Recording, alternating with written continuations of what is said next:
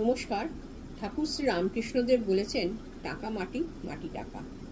মন থেকে কাঞ্চনের আসক্তি একেবারে দূর করতে রামকৃষ্ণদেব কিছু মাটি আর কয়েকটা টাকা একসঙ্গে হাতে নিয়ে টাকা মাটি, মাটি টাকা বলে নাড়াচাড়া করতে করতে সৎ বিচারে যখন স্থির করলেন যে ঈশ্বর লাভের জন্য এই দুটির কোনোটিরই প্রয়োজন নেই, তখন তিনি এই দুটোকে একসাথে নিয়ে গঙ্গায় ফেলে দিলেন।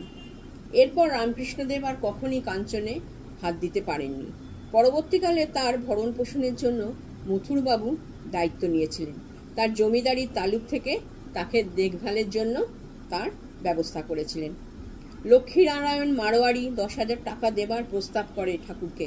রামকৃষ্ণদেব প্রস্তাব দুটো ঘৃণার সঙ্গে অগ্রাহ্য করেন আর প্রস্তাবকদের তীব্র ভৎসনা করেন। নরেনও একবার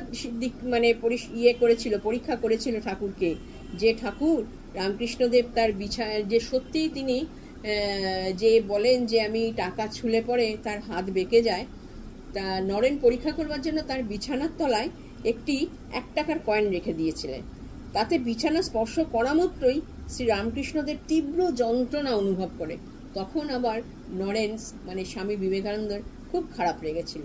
ঠাকুর আর কোনো দিন সেই ত্যাগ করেছিলেন যে আর কোনো দিন তিনি টাকা ছুঁতে পারতেন না। টাকা ছুলেই তার হাত বেঁকে যেত, কষ্ট হতো। জয় শ্রীরামকৃষ্ণ।